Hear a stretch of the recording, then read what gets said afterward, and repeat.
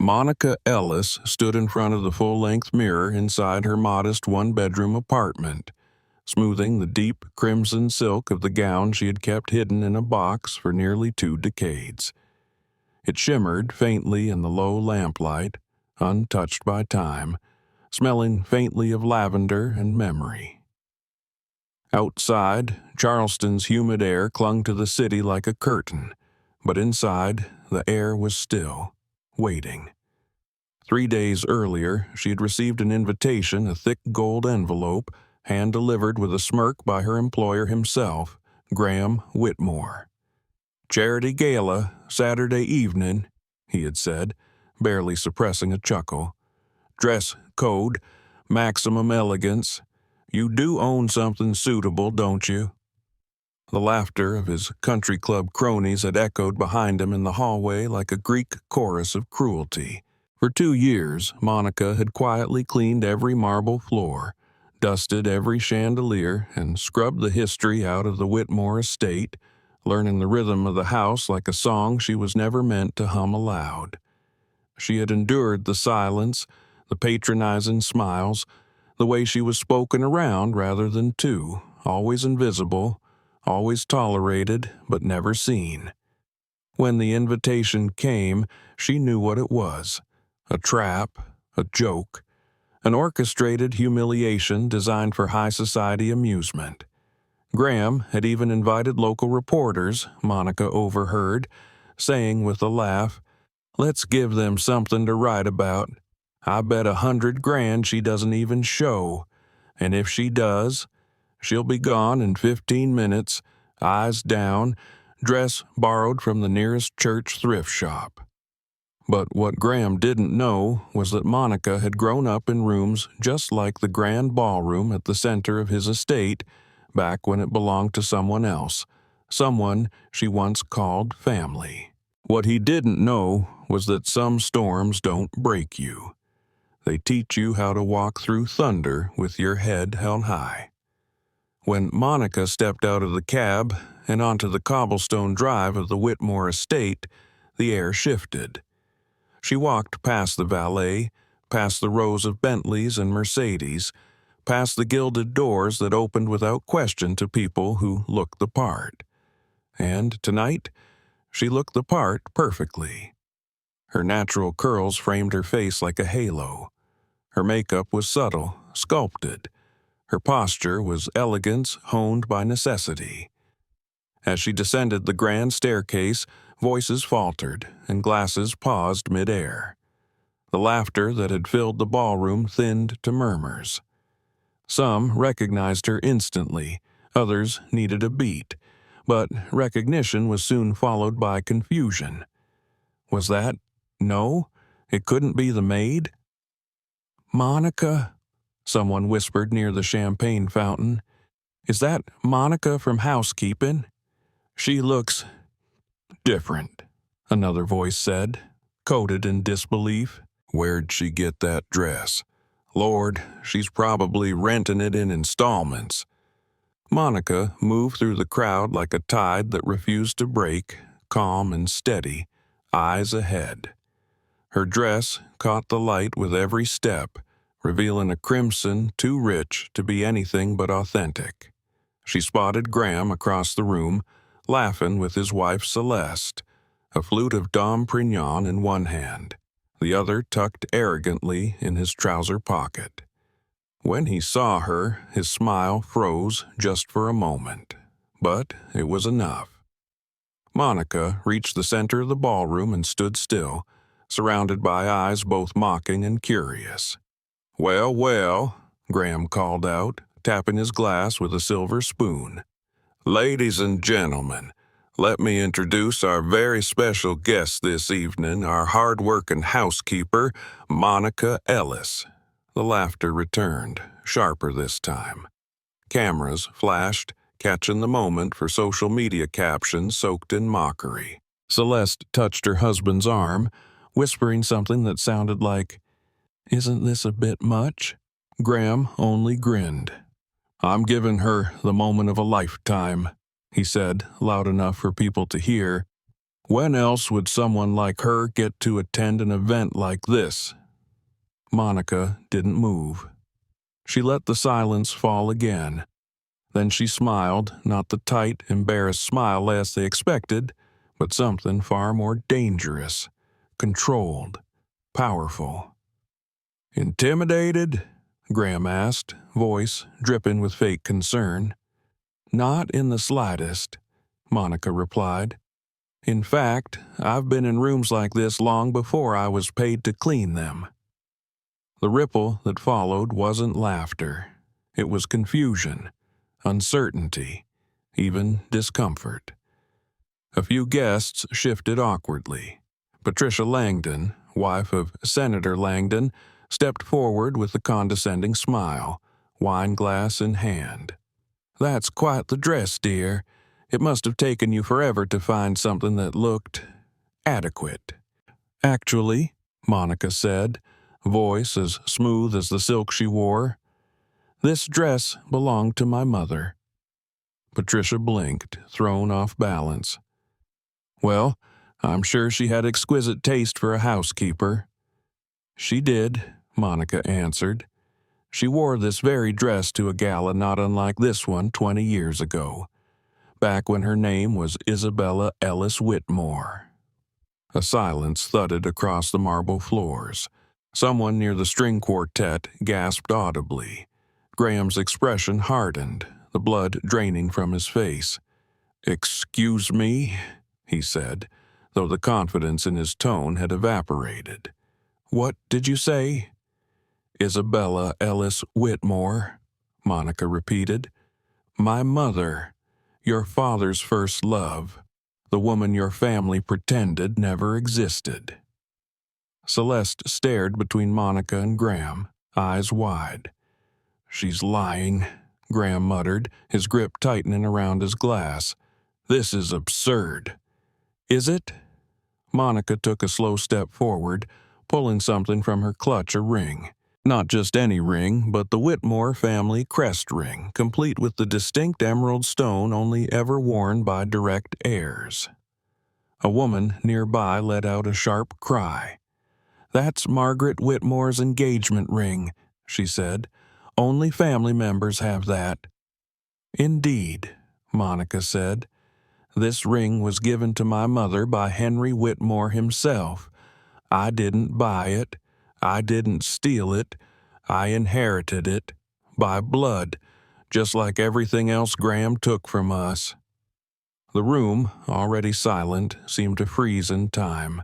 Celeste's hand slipped from her husband's arm. Patricia Langdon stared open-mouthed.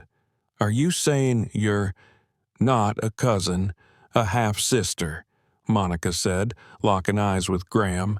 "And unlike you, I've never tried to hide who I am." Graham sputtered, his composure unraveling. "That's impossible. My father, he would have told me." "He did," Monica said quietly. "You chose not to listen. You chose to bury it, just like you buried the will he left behind." The last word hit like a gavel. Monica held her ground, poised and terrified in her stillness. She wasn't just someone who had walked into a trap. She had turned the trap inside out. And as the guests whispered and recoiled, as the champagne soured in untouched glasses and the chandeliers above flickered in the shifting air, Graham Whitmore realized something far too late. The joke wasn't on her. It never had been. The joke had always been on him. Graham Whitmore had always believed that control was maintained through perception, that if he held the strings long enough, loud enough, and confidently enough, no one would ever question whether the puppet master deserved his place on the stage. But standing in the center of his grand ballroom, surrounded by the city's elite bankers, senators, developers, and their surgically refined spouses, he felt something unfamiliar crawling beneath his tailored suit. Fear. Monica Ellis stood across from him, unshaken, her chin tilted with a grace that no debutante could fake. "This is ridiculous," he muttered again, but it sounded hollow. Celeste turned to him, her voice just audible. "Graham, is this true? Tell me this isn't true." He opened his mouth, but no explanation came. Monica's voice returned, clear and cold as winter glass. "You pretended I didn't exist. You convinced yourself our mother was some mistake to be forgotten. But I was never a mistake, Graham. I was your sister. I am your sister." The murmurs thickened like fog. Socialites clutched their pearls, others reached for their phones under the tablecloths, already drafting status updates they'd claim were written in horror but were driven by delight. The orchestra had stopped playing minutes ago, the silence between notes now loaded with scandal. Graham looked around desperately, but there was no friendly face left to lean on. Even the mayor, who'd once kissed his cheek at charity auctions, was already stepping back into the crowd. "You're lying," he snapped, though his voice was a notch too sharp. "Anyone can claim blood, show a ring. You're just a maid who wants money." Monica raised an eyebrow, then turned her head slightly toward the entrance. "They can come in now," she said. The doors opened as three figures entered the hall with a gravity that didn't require introduction. First came Loretta Kane, a sharp-eyed investigative journalist from the Post and Courier, a woman known for taking down a senator with nothing but a voice recorder and a notepad. Then came Elias Chan, a soft-spoken but razor-sharp inheritance attorney holding a locked briefcase. And finally, Dr. Franklin Wexler, the Whitmore family physician for over 3 decades, with shoulders that carried more than just age. A gasp swept through the room. "Dr. Wexler?" Celeste whispered. "Why is he—" Graham stepped back instinctively, but Monica didn't move. "These are the people who've helped me gather the truth," she said. "They've seen the documents. They've verified the timelines, and they're here tonight because we all knew you'd call me a liar." Dr. Wexler cleared his throat, voice trembling but strong. 20 years ago, Henry Whitmore died under circumstances that I now believe were manipulated. At the time, I signed off on natural causes, but recent evidence has forced me to confront the possibility, no, the reality that he was slowly poisoned. The room erupted. Several guests gasped audibly. One woman dropped her wineglass. Graham's face turned a chalky gray. "What the hell are you talking about?" he barked. "That's slander." "Is it?" Loretta Kane stepped forward, raising a small recorder. "Because I have 5 recorded calls between you and Dr. Wexler, Mr. Whitmore, dating back to 2004. In them, you threaten him repeatedly. Would you like me to play one?" Monica didn't wait for an answer. She stepped toward the central sound console, plugged in her phone, and tapped play. The ballroom filled with Graham's unmistakable voice. "You keep your mouth shut, Frank, or I swear I'll make sure no hospital in this state ever hires you again. As for that woman and her little bastard daughter, they'll have to figure life out without any help from me." When the audio cut out, the only sound left was the hum of the overhead lights. Celeste had gone pale. "You said there was no one else," she whispered. "You said your father died of heart disease." "He did," Graham shouted, but no one seemed to believe him anymore, not even himself. Elias Chen opened his briefcase and produced a sealed envelope. "This," he announced, "is the original will of Henry Whitmore, dated 1 week before his death.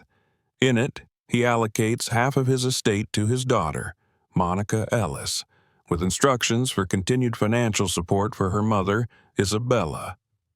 He held it up for the cameras that were now recording from multiple angles. "This was never honored, because it was never revealed." "How did you even get hired?" Graham snarled. "How did you get into my house?"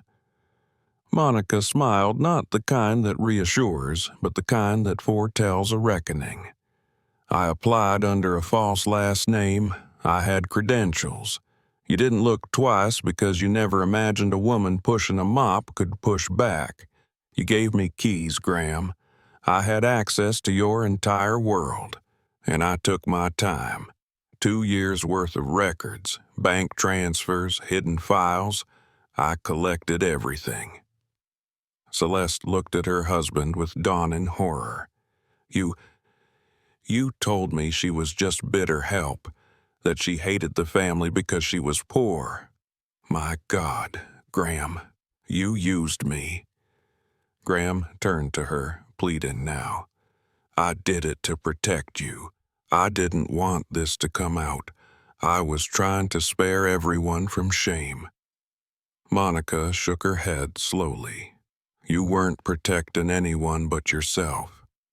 You killed a man. You stole my legacy. And you buried my mother like she was a dirty secret. Loretta Kane walked to the center of the room and turned toward the crowd. This confession, she said clearly, is being live-streamed on our verified platform. We are officially turning over all evidence to the Charleston Police Department and the District Attorney's Office. Graham grabbed a nearby chair, staggering. No, this isn't happening. You're ruining everything. This is my life. No, Monica said quietly. It was our father's life.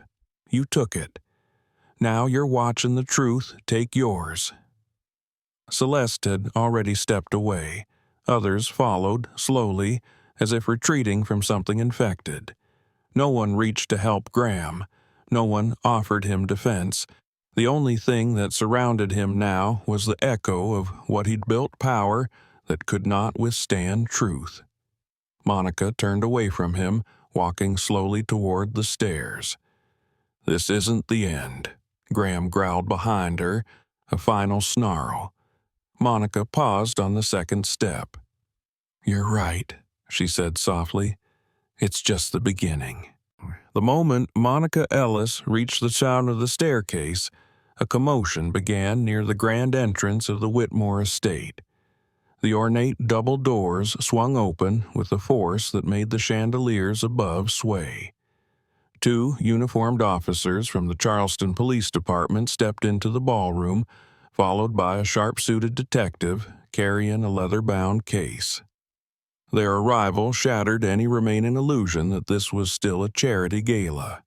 Guests began whispering again, louder this time, no longer hiding their fascination. Is this real? Someone gasped. Are they here to arrest Graham? Monica paused at the railing, her hand resting lightly on the carved banister. From where she stood, she could see everything. The guests, frozen in disbelief, the cameras still rolling, the woman who had once dusted this very staircase now commanding the entire room. Detective Carter stepped forward, flanked by officers. Graham Whitmore, he announced, you are under investigation for charges including first-degree murder, corporate embezzlement, obstruction of justice, and fraud. Graham's legs buckled slightly, and he gripped the edge of a table for support. This is a misunderstanding, he muttered, trying to summon the voice that used to silence boardrooms and intimidate city officials. You're making a mistake. We have statements, Carter replied calmly. We have audio recordings. We have financial documents. And now we have a warrant. Officer Jenkins pulled a pair of handcuffs from his belt. Sir, place your hands behind your back. Don't touch me, Graham shouted, backing away, his voice cracking. You can't do this. This is my house. Not for long, Monica said from above, her voice calm as glass. The officers moved swiftly. Within seconds, Graham was restrained, his cufflinks clinking softly against the steel as he struggled. He looked toward Celeste, but she stood far from him now, her arms crossed tightly, her face pale with disgust. Celeste, he pleaded, the kids, please. Don't, she said quietly. "Don't you dare speak of them." The room watched in collective silence as Graham was led away, shoulders hunched, his once flawless tuxedo wrinkled and damp with sweat. His walk was no longer proud. It was the limp of a man unraveling. But the evening was not over. Monica descended the stairs slowly, and all eyes followed her. The ballroom had transformed into a courtroom, a confessional, a reckoning. "You've all asked yourselves tonight," she said, stopping near the center again, "how someone like me, someone you've ignored, mocked, underestimated, could cause the fall of a man like Graham Whitmore." She scanned the crowd, meeting each gaze with unshaken clarity. "The answer is simple. You gave me power the day you decided I didn't deserve any. You made me invisible. And invisibility is the perfect vantage point to watch the truth."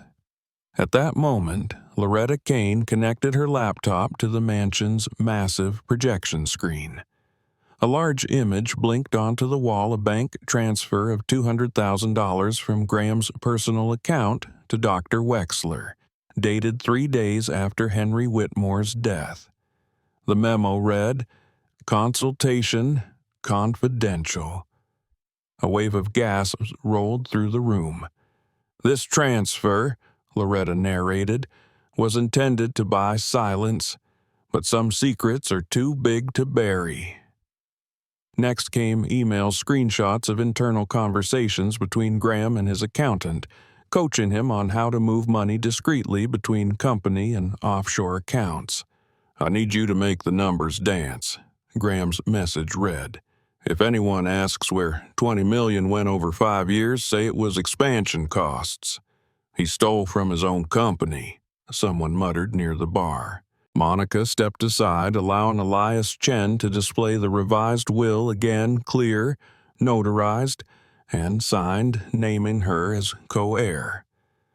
"All of this," Elias said, "was hidden, erased, but not destroyed, because the truth, even when buried, has a way of digging itself out." Celeste slowly sat in a nearby chair, head in her hands. Across the room, Patricia Langdon approached Monica hesitantly. I didn't know," she began. "None of us knew." Monica turned to her, her voice steady. "You didn't want to know. You were too busy laughing." "We didn't mean to hurt you," Patricia said. "You did, every time you looked through me, every time you assumed I was less than you. But now you know the difference between money and character." More evidence came, this time regarding bribes paid to city inspectors, hush payments to former employees, and emails exchanged with 3 judges, all of whom were now facing investigation. "The web of corruption stretched beyond this mansion," Loretta said. "It poisoned businesses, courts, nonprofits, and tonight it ends here." Monica remained composed, but her eyes shimmered with restrained emotion. She had not come here to destroy, she had come to illuminate. The crowd watched her with new eyes, not just as a woman in a red dress, but as the embodiment of accountability. Elias handed her a folder, which she held high. "Tomorrow, I will be officially appointed CEO of Whitmore and Ellis Holdings. The board has approved the transition based on the legal will and the current circumstances." She let the announcement settle like dust. "This company will not be a monument to arrogance. It will be a platform for fairness, transparency, and opportunity." A round of tentative applause began near the back, then grew, cautiously at first, but gaining strength as more hands joined. Monica nodded once, acknowledging it, but her mind was already elsewhere. Outside, news vans had begun to line the street. Reporters swarmed the iron gates. The Whitmore scandal was no longer rumor, it was headline. And Monica Ellis had not only survived it, she had rewritten its narrative. Inside, as the guests slowly filed out in stunned silence, Monica remained. The ballroom was nearly empty now, save for Celeste, who lingered near the window. "I didn't know," she said again, more softly this time. Monica didn't reply immediately. Then she said, "You and your children, you're victims too. But silence makes accomplices. From now on, choose better." Celeste's eyes welled with tears. "What are you going to do next?" Monica glanced toward the projection screen, now blank. "Justice isn't a destination," she said. "It's a responsibility. I have a lot of work to do." And with that, she turned away from the past that had tried to erase her, stepping into the legacy she had just reclaimed, not as the forgotten daughter of a murdered man, not as the maid mocked at a party, but as the rightful heir, the new architect of power built not on deception but on truth. 6 months after the night that shattered Charleston's illusions and rewrote its hierarchy, the headquarters of Whitmore and Ellis Holdings no longer felt like a monument to arrogance. The walls that once displayed oversized portraits of past CEOs in dark walnut frames were now lined with photos of employees who had risen from the lowest rungs of the company. Warehouse clerks who became managers, janitors who earned scholarships, receptionists promoted to department leads. The sterile silence that once haunted the marble floors had been replaced with quiet laughter, shared meals, and the occasional echo of jazz from the open courtyard where staff now took their breaks. At the heart of it all sat Monica Ellis, CEO, behind a wide desk made not of exotic imported wood, but of reclaimed pine from a local mill, intentional, sustainable, rooted. She wore no power suit, no heels that clicked with intimidation. She wore flats, a simple navy blazer, and a silver necklace her mother had once given her when she was still a child, asking why people looked through them instead of at them. Amanda, her assistant, formerly a night shift cleaner, knocked gently and stepped inside. "Forbes is here, Miss Ellis. They're requesting the interview about the company's transformation." Monica smiled softly, setting down her mug of peppermint tea. "Let them wait 5 minutes. I need to finish writing the final scholarship approval letters." In the last 6 months, the company had launched a fund to provide full tuition scholarships to children of low-income employees, a microloan program for women-led startups in the South, and the largest domestic violence survivor support fund in the region. Productivity was up, yes, but more importantly, morale had become unshakable. People worked harder not out of fear, but because they were finally treated like they mattered. The scandal that had once defined Monica's arrival now simply served as the opening act of something greater. Her office bore no trace of Graham Whitmore. His belongings had been boxed and surrendered to investigators. He was currently serving a 25-year prison sentence with no parole, convicted of murder, embezzlement, fraud, and obstruction. His personal assets had been liquidated to pay restitution, including the $50 million Monica had filed for in civil court, a case she won unanimously. Helena, Graham's ex-wife, had moved out of state with her children, but before leaving, she visited Monica in person. She had cried without shame, thanking Monica not for what she exposed, but for protecting the children's dignity. "You could have destroyed them," she had whispered, "but you didn't." Monica had simply said, "Children don't carry the sins of their fathers. They deserve a chance to become better people." One quiet afternoon, a letter arrived on Monica's desk. The return address was a federal correctional facility. The handwriting was Graham's. She hesitated before opening it, then unfolded the page.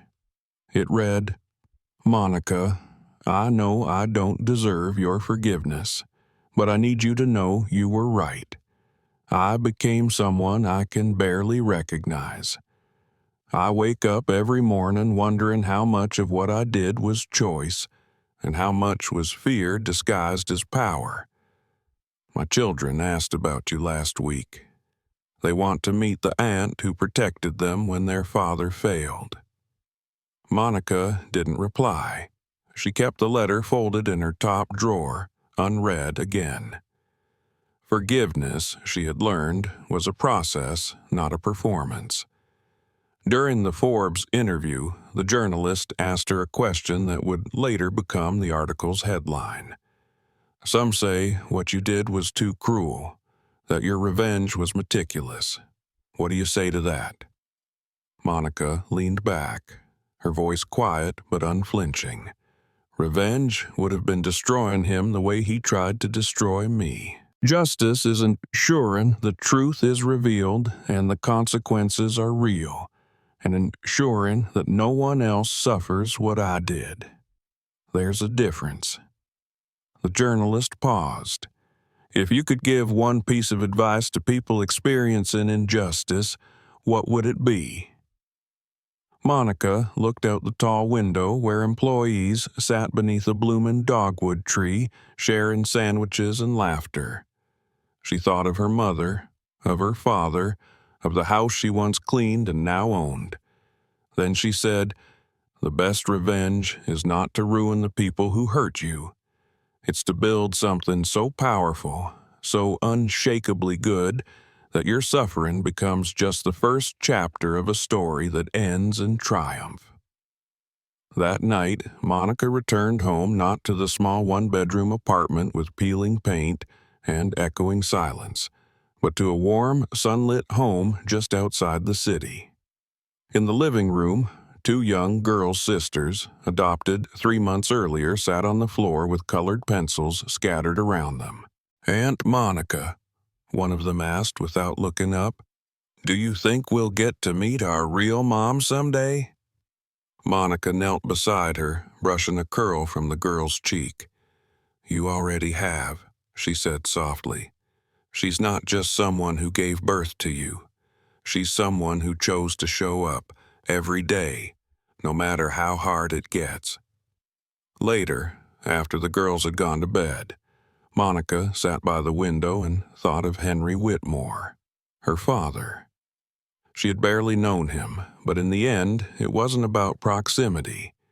It was about legacy. He had tried, before he died, to make it right, and Monica had finished what he started.